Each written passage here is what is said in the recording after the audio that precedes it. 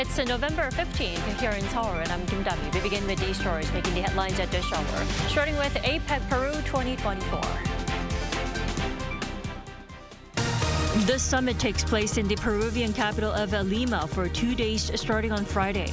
President Yoon along with leaders from 20 member countries will be there to address key issues involving trade, investment, and digitalization. The incoming Trump administration is reportedly planning to end the electric vehicle tax incentives offered by the Biden administration.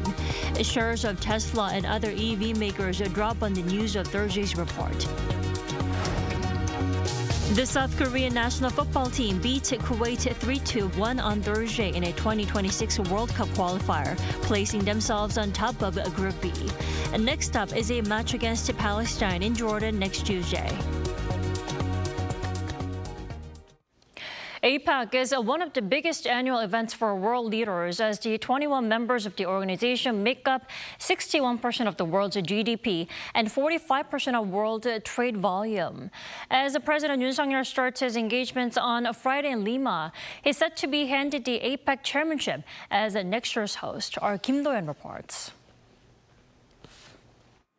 The Asia-Pacific Economic Forum Summit starts on Friday in Lima, with President Yoon taking part in the world's biggest economic cooperation body meeting. On top of the usual events that APEC offers and addresses, this year's summit comes as South Korea will be the chair of next year's APEC in Gyeongju, Gyeongsangbuk-do province, and President Yoon will attend handover ceremonies as well. On Friday morning, Yoon will kick things off with an unofficial discussion with all participating leaders ahead of Session 1. In the first session of the upcoming APEC summit, themed Empower, Include, Grow, the leaders of member economies will discuss ways to promote inclusive economic growth and support vulnerable groups. President Yoon will emphasize South Korea's commitment as next year's APEC chair to lead discussions on fostering a free and stable trade and investment environment. Yoon will attend the APEC Business Advisory Council lunch before heading to the APEC CEO Summit, where he will deliver a keynote speech. The CEO Summit will include a handover ceremony with the Korea Chamber of Commerce and Industry Chair and SK Group Chair Choi Tae-won becoming the next chair. President Yoon in his speech will present a vision for next year's APEC summit and call for active participation from Asia-Pacific business leaders in the CEO summit to be held in Gyeongju.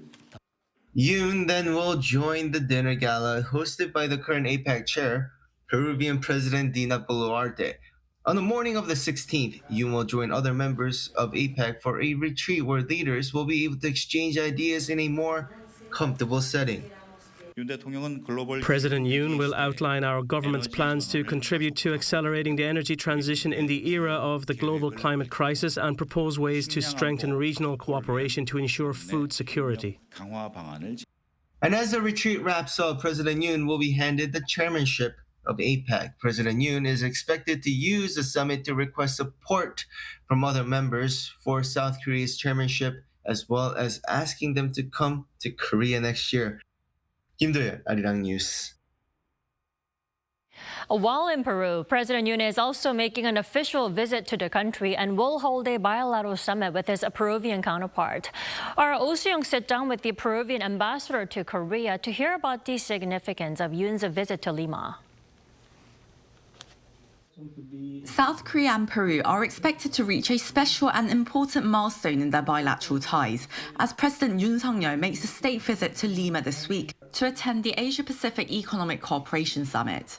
That's according to Peruvian ambassador to South Korea, Paul Duclos. Well, we have, on one side, we're complementary economies, so we can continue increasing our trade and our investment easily, and we know how to work each other. We also have this common vision on values and in principles, no? Regarding what kind of world we want to work with, no? A multilateral work, respect of international law, respect of human rights. It's very similar of the vision that you have with in your GPS global pivot state policy. No? On the sidelines of the APEC summit, Presidents Yoon and Dina Boluarte will hold a summit, deepening bilateral relations, which marks 60 years in 2023. Having inked a free trade agreement in 2011, Korea is now Peru's fifth largest trading partner and one of its biggest investors, with growing interest in infrastructure, agriculture, mining and fisheries. Especially when it comes to mining and building infrastructure, those two areas are something that South Korea takes a huge interest in, being a resource-poor country that is very advanced in technology. So might we see some advancements there in the field of mining for minerals and also maybe perhaps some new infrastructure projects? Yes, for example, I can mention Dowa Corporation. It has more than 30 projects of infrastructure doing in Peru. No? I think that around 40% or 45% of their all platform in the world is done in Peru. That is one example of how interested are Korean companies to go to Peru.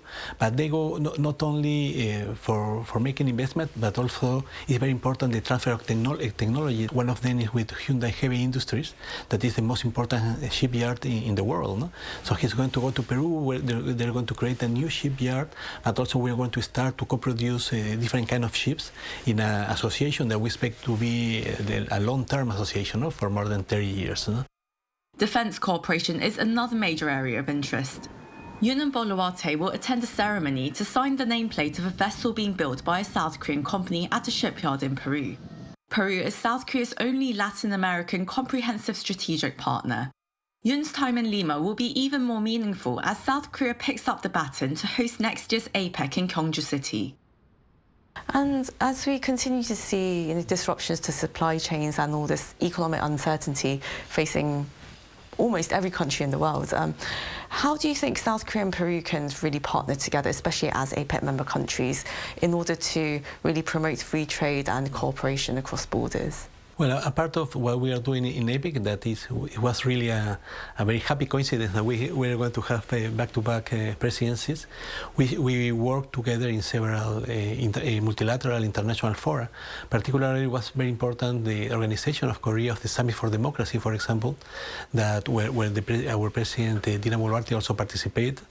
And also the idea of that is how we can contribute to strengthening democracy and to fight against all the different risks and challenges that we have. Of course, we share this view of the nuclearization of the Korean Peninsula. Peru has been very vocal in condemning the essays of North Korea regarding the ballistic missiles. Thank you so much for your time today, Ambassador. No, thank you. I want to share with you, this is our logo, no? APEC logo. Mm-hmm. This is a medal that we have done here in Korea. Mm-hmm. The logo, we have this, they are the wave, no? The wave that unite both shores in the Asia Pacific.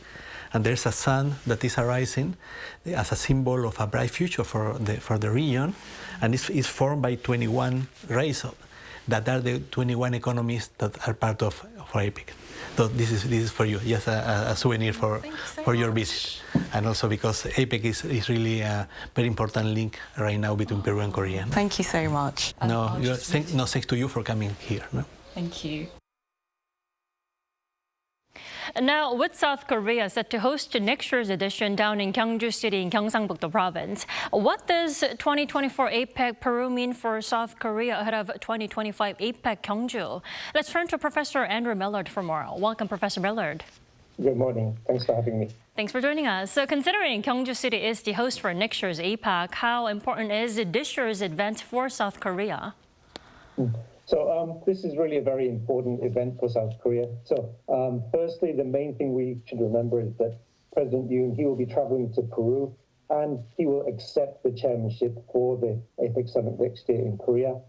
And this is also the first time that the APEC is returning back to Korea for 20 years. So this is really significant.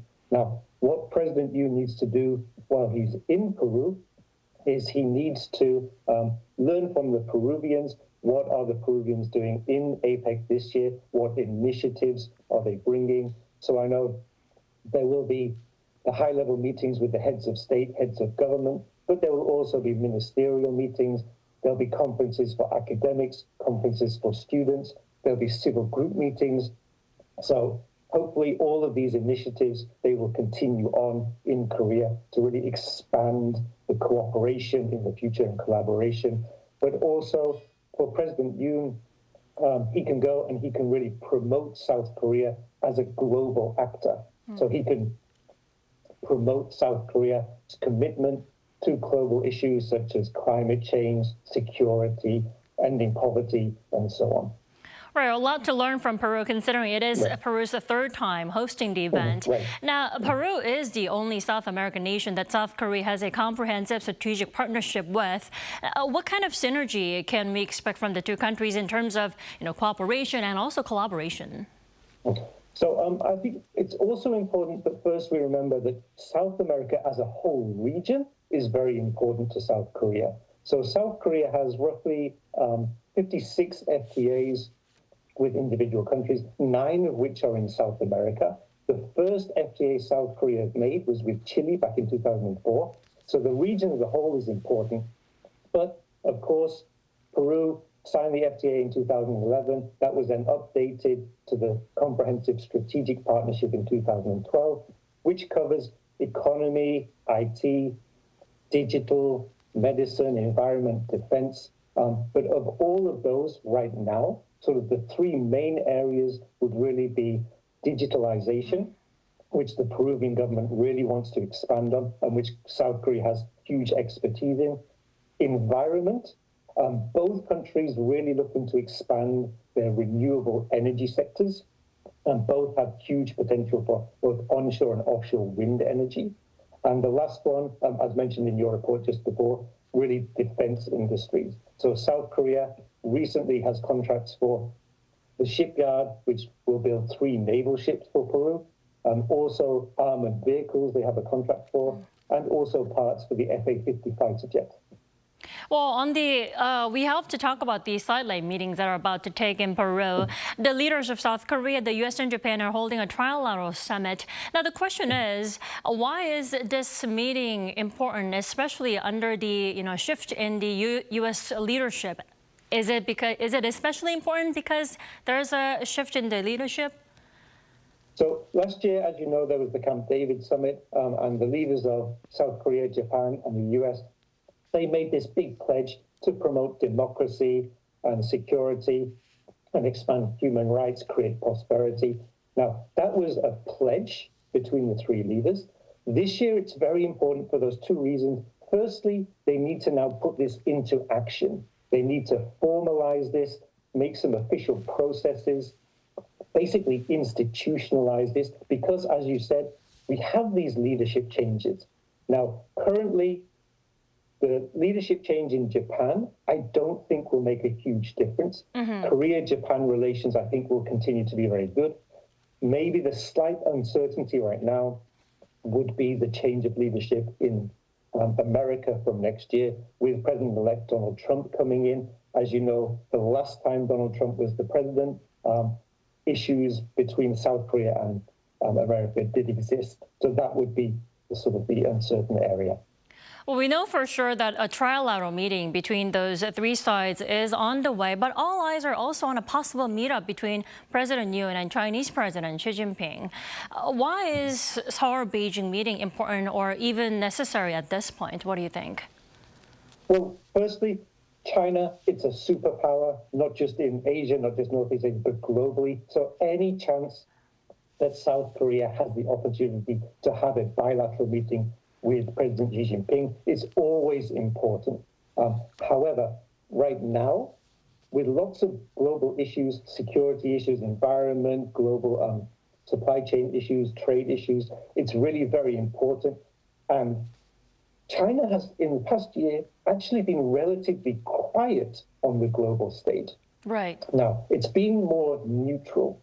What President Yoon really needs to do, if there is a bilateral meeting with President Xi Jinping, he needs to reassure China that South Korea is committed to free trade and it's committed to peace and security in Northeast Asia, and that it will not try to change its policy regarding sending weapons to Ukraine or anything like that. So really, President Yoon's meeting with China could be very significant. Definitely. All right, Professor Miller, thanks so much for sharing your insights with us this morning. You have a lovely day. Thank you. You too.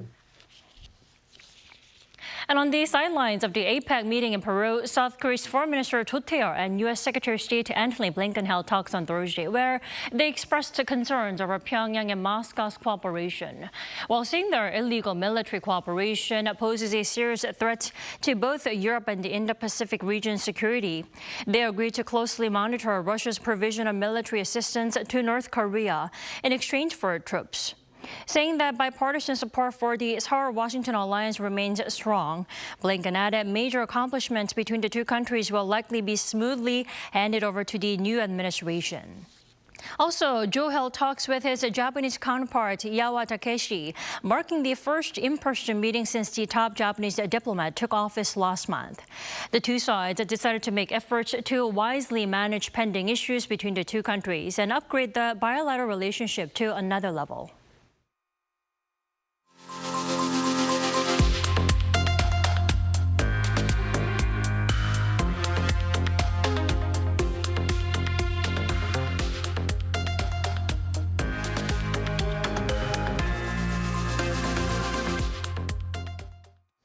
Reports say Trump's energy policy transition team is looking to get rid of Biden's EV tax credits in the U.S. And Tesla has reportedly agreed to it. Our Kim Bo-kyung has the details. U.S. President-elect Donald Trump's transition team is reportedly planning to end Biden's electric vehicle tax credit. This, according to the Reuters, which cited two sources with direct knowledge of the matter. The report says the Inflation Reduction Act, giving EV subsidies of up to $7,500 would be killed. Trump's energy policy team, led by Harold Hamm, founder of oil company Continental Resources, and Republican North Dakota Governor Doug Burgum, has already met several times. Some of those meetings have taken place at Trump's Mar-a-Lago residence in Florida, where Tesla CEO Elon Musk has also spent considerable time. Though ending the EV tax credit would adversely affect the already stalling U.S. transition to electric cars, Tesla, the largest EV seller in the U.S., has reportedly expressed support for the repeal. Musk said back in July that while killing the subsidy might slightly impact Tesla's sales, it would be devastating to its competitors, suggesting it would ultimately benefit Tesla in the long term. Though he did not spell out specific policies, Trump frequently criticized Biden's EV mandate and promised to end it. The energy policy transition team reportedly believes some of Biden's clean energy policies will be tough to undo, as they are popular and the money has already started to be distributed across various states, including Republican-led ones. But it views the consumer EV credit as an easy target, believing that eliminating it would get broad support in a Republican-controlled Congress as part of a larger tax reform bill. As IRA requires the vehicles to be manufactured in the U.S. and includes certain requirements for critical minerals and battery components, Korean automakers Hyundai and Kia have few vehicles that qualify for the full IRA subsidy. But sources say since they have been investing heavily in building U.S. facilities to meet those requirements, a repeal could significantly disrupt their plans. Kim Bo-kyung, Arirang News. A UN special committee has compared Israeli policy in Gaza to genocide, while Israeli offenses continued on Thursday with an airstrike on Syria's Damascus that killed at least 15 people. Lee Seung-ja has more. The UN Special Committee to investigate Israeli practices on Thursday released a report saying that Israel's warfare in the Gaza Strip is comparable to genocide. The report accused Israel of using starvation as a method of war, which the committee says led to mass civilian casualties and life-threatening conditions for Palestinians. It further noted that since the beginning of the conflict in Gaza, Israeli officials have publicly supported policies that prevent Palestinians from getting food, water, and fuel, the very necessities required to sustain life. The Special Committee's report also said that Palestinian civilians have been indiscriminately and disproportionately killed en masse in Gaza. It also noted the life-threatening conditions caused by Israel's warfare and restrictions on humanitarian aid. The report said such actions resulted in not just physical destruction of Gaza, but increased miscarriages and stillbirths. The committee, which was set up in 1968 to monitor the Israeli occupation, also said that Israel was operating an apartheid system in the West Bank, including East Jerusalem.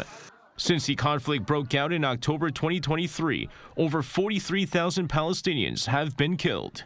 Meanwhile, at least 15 people were killed in Israeli strikes on residential buildings in the Syrian capital of Damascus on Thursday. The Israeli military said the airstrikes targeted buildings and command centers belonging to the Palestinian Islamic Jihad armed group. A member of the armed group confirmed that several members were killed. The latest airstrike comes as Israel has been targeting infrastructures it believes are Hezbollah-related targets in Syria and Lebanon. 이승재, Arirang News. The South Korean national football team beat Kuwait 3-1 on Thursday in a 2026 World Cup qualifier. South Korean forward Oh Se-hoon opened the scoring at Jaber Al-Ahmed International Stadium, Kuwait City, with a header in the 10th minute, his second goal in his just second international match. Shortly after the 19th minute, Captain Son Heung-min converted a penalty, his 50th international goal, to give South Korea a 2-0 lead. While Kuwait got on the score sheet with a goal in the 60th minute, Son's replacement Bae Jun-ho sealed the victory in the 74th minute, moving the Taeguk Warrior to the top of Group B with 13 points from 4 wins and a draw. Now South Korea will face Palestine next Tuesday in Jordan.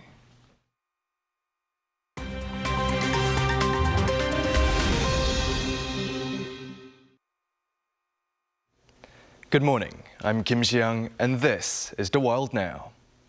U.S. President-elect Donald Trump is finalizing his cabinet picks, naming Robert F. Kennedy Jr. to lead the U.S. Department of Health and Human Services on Thursday. Now, Trump said in a statement that RFK Jr. will lead the health department to protect Americans from harmful chemicals, pollutants, pesticides, pharmaceutical products, and food additives. Kennedy is a known vaccine skeptic who currently heads the Children's Health Defense, a leading U.S. anti-vaccine group who made several widely debunked claims on the harmfulness of vaccines. Now, despite these claims, Kennedy said last week that he would not take away anybody's vaccines. The 70-year-old had launched his own presidential bid, first as a Democratic candidate and then as an independent for this year's race, but suspended his campaign after a discussion with Trump to exchange his endorsement for a role in the president-elect's government. Trump has also publicly announced his decision to exclude JP Morgan Chase CEO Jamie Dimon, former U.S. ambassador to the UN Nikki Haley, and his ex-Secretary of State Mike Pompeo. Now, a prominent UK news firm, The Guardian, has announced that it will no longer post on any of its official editorial accounts on the social media site X. In an article published Wednesday entitled "Why The Guardian is no longer posting on X," it said that the social media platform often promoted disturbing content, including far-right conspiracy theories and racism. The article also said that it considers X a toxic media platform and that its owner, billionaire Elon Musk, has been using it to shape political discourse, suggesting that the recent US presidential election campaign serves as evidence. Musk, in response, called The Guardian irrelevant and a dying publication.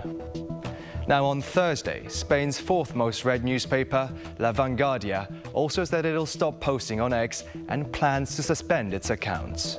It called the platform an echo chamber for disinformation and conspiracy theories. Moving over to Brazil, where a suicide bomber killed himself outside the country's Supreme Court in Brasilia on Wednesday when he detonated an explosive after an attempt to access the court building. 2 explosions were reported, first in a parking lot near the Supreme Court and second in front of the building where the suspect's body was found. Now, Brazilian police identified the bomber as Francisco Wanderlei Luiz, a 59-year-old locksmith who formerly had a failed run as a city council candidate in the same party as ex-President Jair Bolsonaro. Authorities suspect the target was a Supreme Court justice. Now, the blast comes just 5 days before the G20 summit in Rio, raising national security concerns.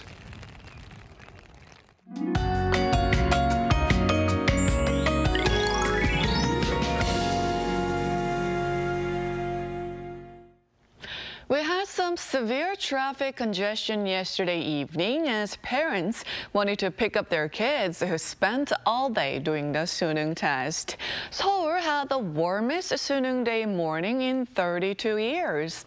Well, it was a cloudy start for the capital this morning with spotty rain, but southern provinces and Jeju Island are seeing heavier rain clouds.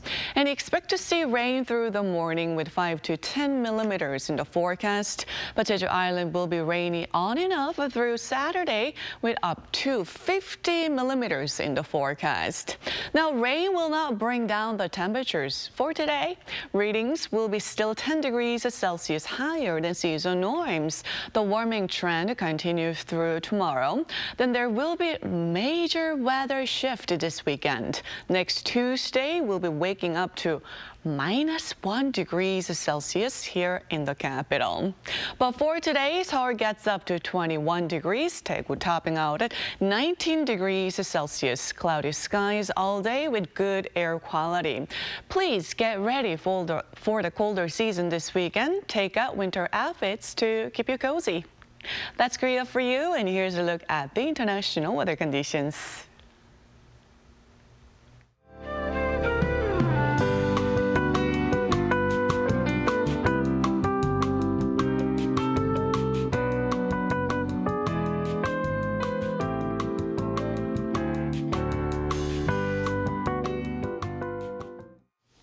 That's all we have for our morning edition of Arirang News. Thanks for watching.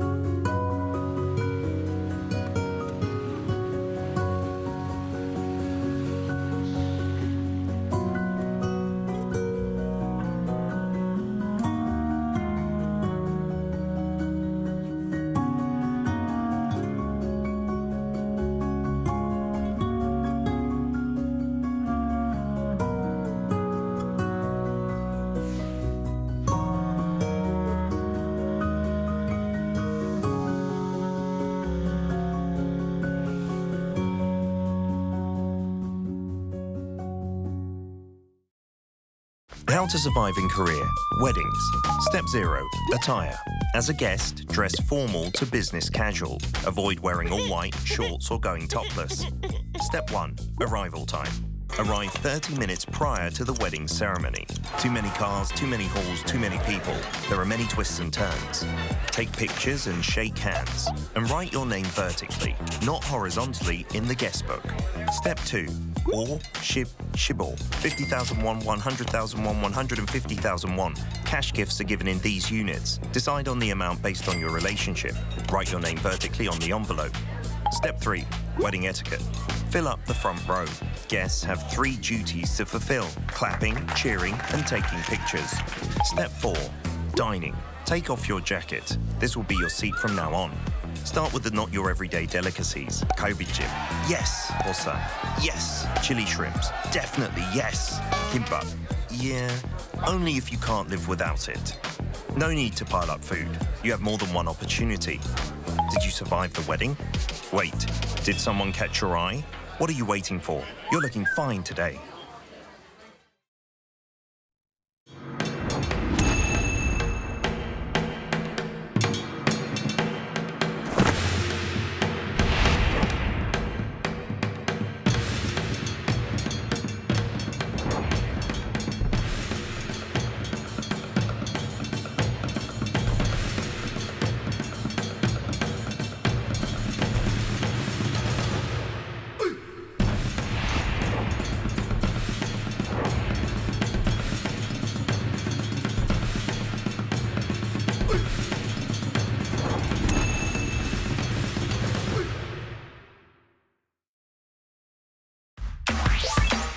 The rich colors and inspiring music of K-animation spark the imagination and capture the eyes and ears of children around the world.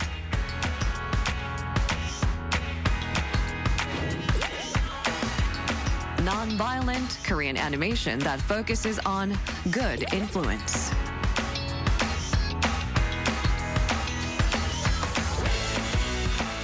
Through adventure and friendship, learn valuable lessons and realize the importance of friends.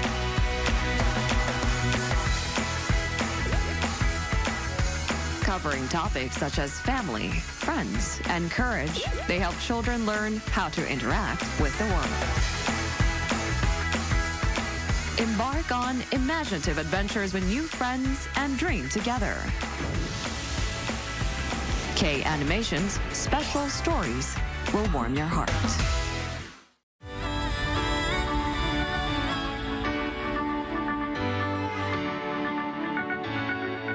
Completely new.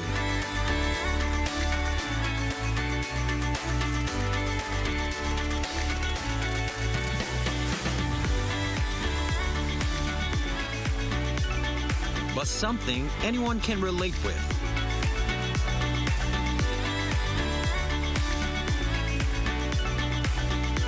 Flawlessly made.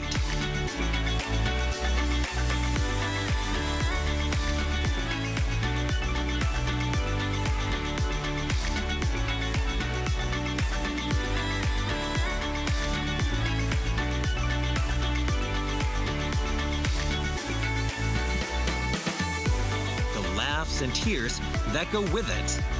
K-drama. Korea is coming at you with another story to tell.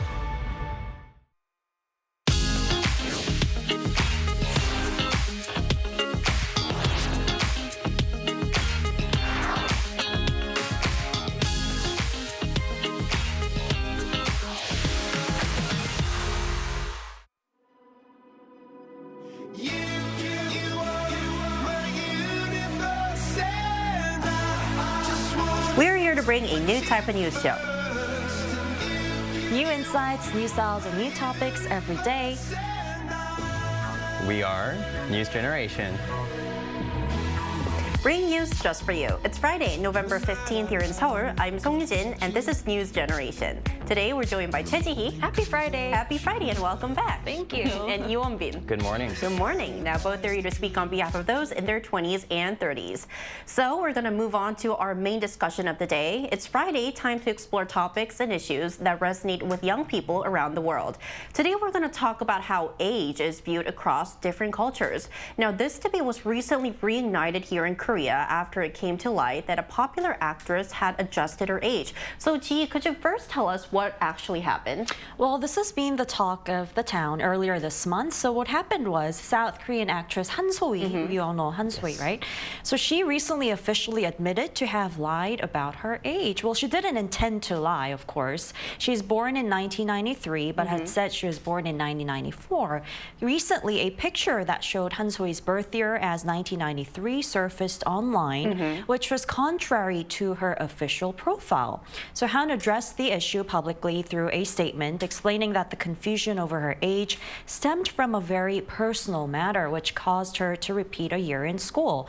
So she said when she was about to enter the 4th grade in elementary school, she was taken to Ulsan, southern part of Korea, because her mother was wanted by the police and she had to stay home for a year without attending school. So she re-enrolled in the 4th grade a year later with classmates who were born in 1994, which led to her being listed as a 1994 birth, and which is quite understandable too, right? Right. And the reason why this was very interesting, and we're talking about this today, because even though she only adjusted her age by 1 year, it became major news here in Korea, making headlines, and the online was buzzing about it all day, right, Wonbin? That is correct. It really is something to make how even a 1 year difference can make headlines here. I think it shows just how important age is in the Korean society for defining relationships. That 1 year isn't just a number, it's almost like a shift in your social status. In Korea, that single year can be the difference of calling someone 형, 누나, or just going casual. It's almost like age is a social shortcut that says this is how you're supposed to treat someone. Right. And when that number changes, it's like shifting the whole dynamic. It's interesting how deep this concept runs in Korea. Right, definitely. So I think Wonbin put it really well. This reaction from the public regarding Hansoi once again shows how significant or important age is viewed in Korean society, especially in terms of whether you're older or younger than someone and by how much. So I think a lot of our viewers would be curious about where does this emphasis on age, where does this culture come from? Well, historically, Korea has followed the Confucian traditions, or Yugyo, which has fostered a culture where it's natural to ask someone's age upon first meeting or to make lighthearted guesses about it, as we did earlier before coming live. Right. This is because age determines how people address each other and whether they use honorifics or not. Unlike in many other countries where people address each other by first names regardless of age, Koreans use terms like, as Wonbin mentioned earlier, like 언니, 누나, or 형, 오빠 based on age. So let's take a closer look at this screen, on the screen. So there are generally 4 main categories. Although within family relationships, terms of address become even more complex. We'll not delve into that today, but we have 언니, which is a term that females use to refer to older sisters or people or females who are older than them. And we have 오빠, 누나, 형, which are all different based on your gender as well.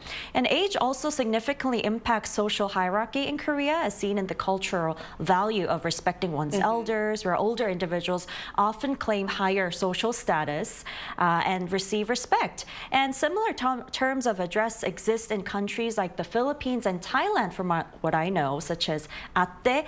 This is a Tagalog to refer to like an older sister, I believe. And there's also pi or kun in Thailand. As I've lived in Thailand when I was younger, you would refer to like older sister, brother as pi, or kun, someone's name, to show more respect to someone who's older than you. And if we have viewers out there who are from the Philippines or Thailand, please do let me know if I'm correct or you have any further explanations regarding your sort of terms of address in your country. Right. So this historically comes from a heavily Confucius society, Confucius value. And here in Korea, I want to mention once again, even if someone is born in December and another person is born a month later, the new year in January, this honorifics or this term calling someone older, even a month older, 언니, 오빠, is quite prevalent here in Korea, and it's kind of been seen as a norm. And because of this heavy significance or heavy emphasis on age, people who are exactly the same age often feel a sense of closeness or comfort, especially when they meet each other for the first time, right? Yeah, that's right. That's actually very well put, Eugene. In Korea, sharing the same age is like being part of like your little circle. Right. It forms like a very like natural intimacy, like you're having a shared experience even though you just met them. But it can also get intense because it affects everything from friendships to how you introduce yourself. There's this unspoken rule that we all have to follow based on our age, and it is a really big thing in Korea. In fact, before Korea adopted the international age system last year, we used the Korean age method, which is where we all have the same age. We're born one, and every new year on January 1st, we get a year older altogether. Right. And this makes everyone born in the same year to have the exact same age. So it's easier to identify who is older or younger than you. And I think because of this, when the international age system was first implemented, there was a lot of confusion here in Korea when you should use honorifics and how we can calculate the age right now.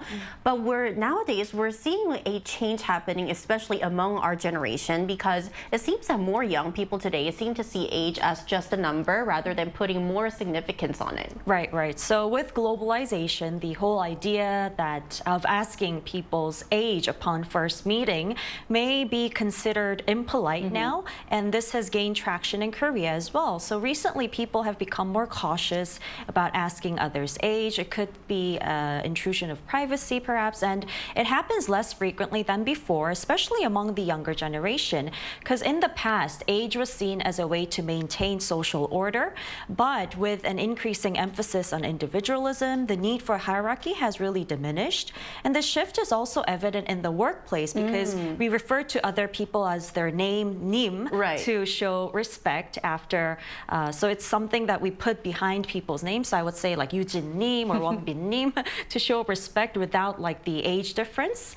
And this is a sign of respect and to create a more egalitarian atmosphere in the workplace. So this also reflects a growing trend towards a more horizontal and inclusive culture regardless of age. Right, and these days I think there's a new office culture here in Korea where you also refer to your boss by their name, by adding the 님 to, not their status. So I think this is one of the changes that we're seeing, especially among our generation. Now, Wonbin, I also want to ask you, are you seeing this change as well? Yes, I also agree as well. I think it's very true. I think we're seeing a very big shift in our generation. We're still respectful, obviously, but we're moving away from letting age totally dictate from how we treat each other. Instead of asking, how old are you at the first time, we're starting to say, what do you bring to the table? And it's a very fresh perspective. Age is starting to feel less like a rule and just more like another fact about that person. Plus, with many people focusing on 자기 관리 nowadays, which means to just take care of yourself, go to the gym, eat healthy food, the idea of having a youthful look and a baby face is becoming a trend, and age feels more like just less of a critical part of your life. On top of that, in the past, there were pressures in Korea where you had to achieve certain milestones at a certain age. For example, graduating university, getting your first job, getting married, having kids. However, now that people live longer and they delay marriage and having children, it seems like it is also fading away. Because they have their own pace of doing their career or studying. Now, as we're talking about how more young people are viewing age as a number, as part of the generation, we are going to take a look at what we think by bringing our regular O and X session once again. So please raise your O or X sign for each statement. We've prepared 3 statements today as well. So let's go with the first statement. Number 1, when meeting someone new, I usually ask how old they are. 1, 2, 3. XX. So let's first hear from you, Ji. Well, I also think as a millennial myself, it's not very polite, or it could make the other person uncomfortable when I ask the age upon first meeting because they might not want to reveal it. Although today, when I first met Wonbin, I did ask because our topic is age. Yeah, I usually don't. I think this also shows a change in the mindset among our generation because in the past, in the previous generation, it was not really considered impolite to ask someone how old they were. It was kind of like a basic question. Now, Wonbin, why did you pick X? For me, personally, I feel like not knowing the age of someone when you meet them for the first time, it actually kind of gives like a sense of mysteriousness. So it's a little bit more interesting and there's more things to guess.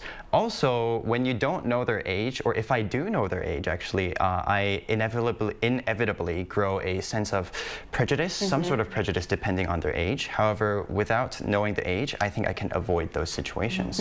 All right, now let's move on to our second statement. Number 2, I'm open to seeing or marrying someone who's 10 years older or younger than me. 1, 2, 3. X and O. So let's first hear from Sigi. Okay, well, this may be my prejudice or overgeneralization, but if you have a huge age difference over a decade, like 10 years, then I feel like you could have that generational gap between the two of you.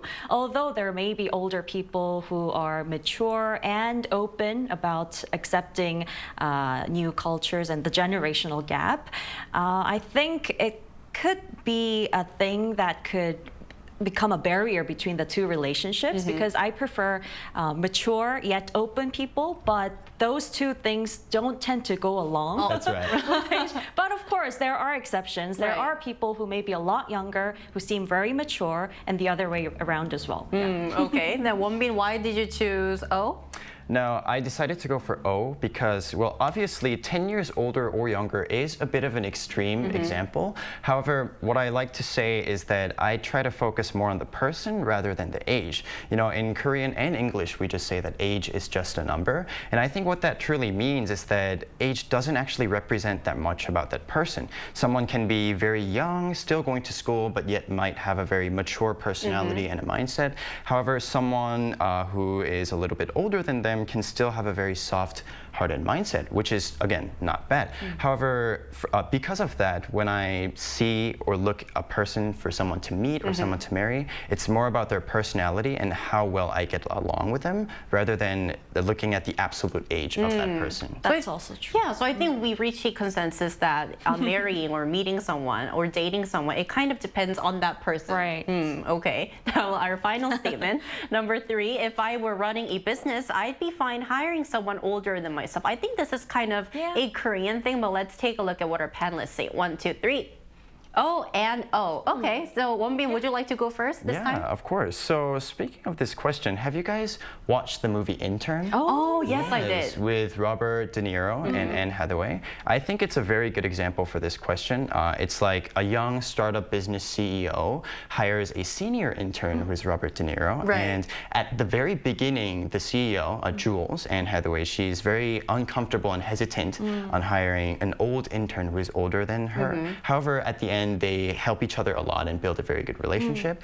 Just like this, I feel like working with someone older, especially in Korea, it may be considered a little bit uncomfortable because you are a boss of someone who is older than you. However, if we look into with a business mindset, I feel like there will be a lot of things that we can learn from each other, especially the younger person.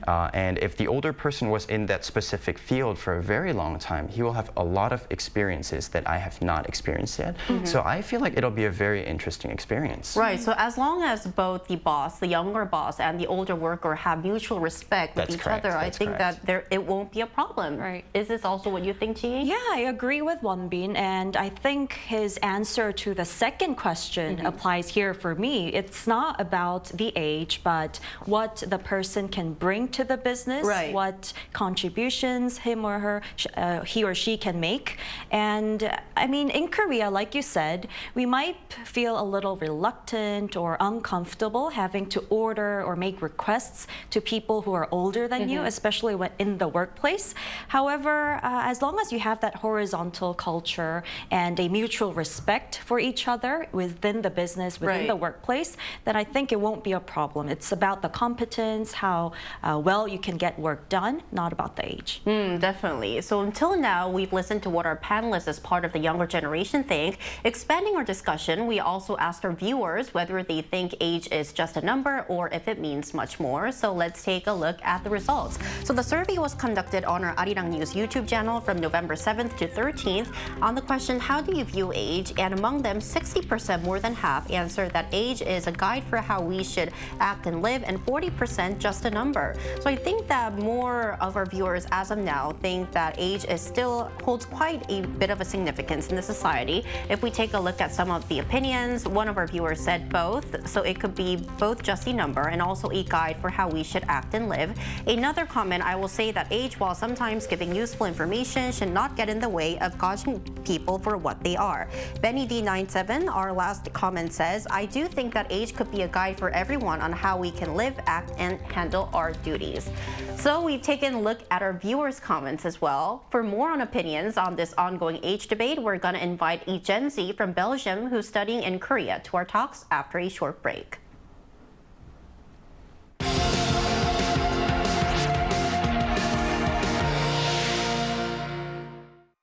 NewsGen wants to hear from you. Go to YouTube and search our channel Arirang News. Click Community and leave a comment down below. Make a new type of news with us. So today we're joined by Kenan Breven, a Gen Z from Belgium. Kenan is currently studying media communications at Sejong University in Seoul. Welcome, Kenan, to the show. Hi, good morning. Thank you for the invitation. Good morning. Thank you for joining us. So, Kenan, our first question for you is, are there any interesting or surprising experiences related to age that you've encountered here in Korea? Yes, definitely. In Korea, you know, age has a strong social role and influence a lot how people address each other and behave. So I remember a few moments where I hesitated how to speak to someone, not wanting to be too casual. For example, when I met new Koreans, or for example, my sonbae, like my senior it was very difficult for me to express myself because, I learned the first basic words in Korean and how to express between me and someone older than me. So at first it was very, very difficult and kind of embarrassing. But I think the biggest difference with Belgium is that even small talks can include age, and you have to understand how to relate socially, So yeah, I think Belgium is more informal in terms of age, and it's not that defining factor in everyday interaction. And so yeah, this moment stood out of me. I see. Well, you've sort of told us about the difference between your culture and Korea, but how does this culture around age in Korea compare to that in Belgium? What's the biggest difference, we should say? I think the most striking difference is that in Korea, age shapes a lot of social interaction and even expectation ways that we aren't as emphasized in Belgium. Korea values a lot of seniority and hierarchy quite highly. Age often determines respect levels, while younger people generally defer to elders. Belgium, however, is more individualistic and informal, with less focus on hierarchical status or structures tied to age. So people tend to relate based on their interest or personality rather than age. So Belgians may feel more comfortable expressing opinions regardless of age differences. So for example, after my graduation in high school, and I wanted to meet my old teachers again, they didn't expect me to be as formal as before. So even back in school, some teachers prefer to we have to speak to them more friendly, though certain protocols were still in place.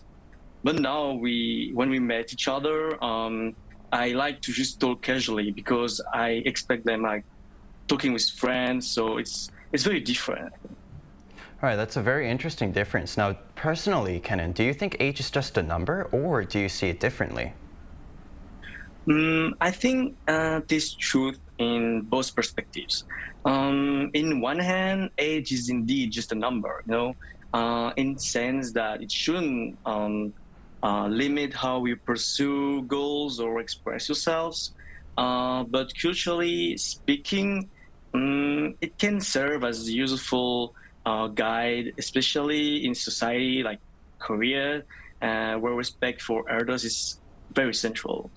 In Belgium, there is a tendency to focus on individual freedom rather than age-based expectation, which can be quite liberating, but also mean that we don't benefit much from wisdom of older generation.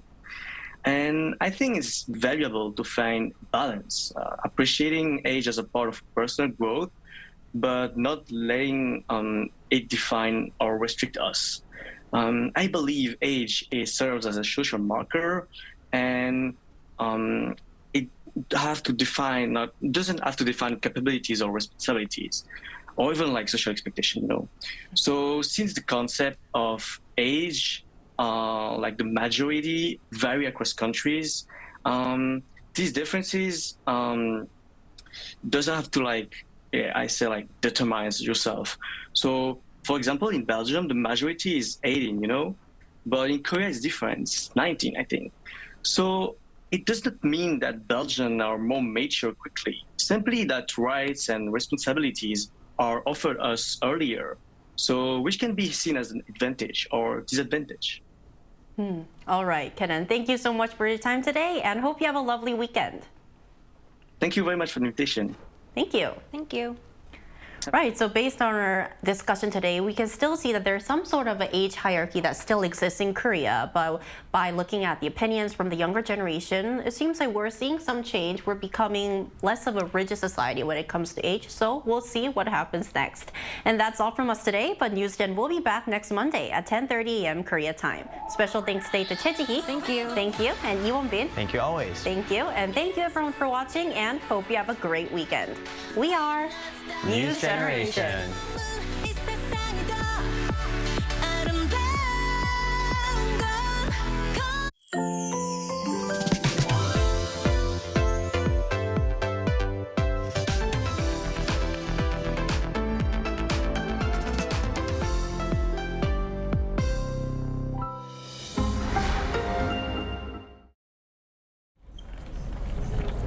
AI, what are some dishes you should try in Korea?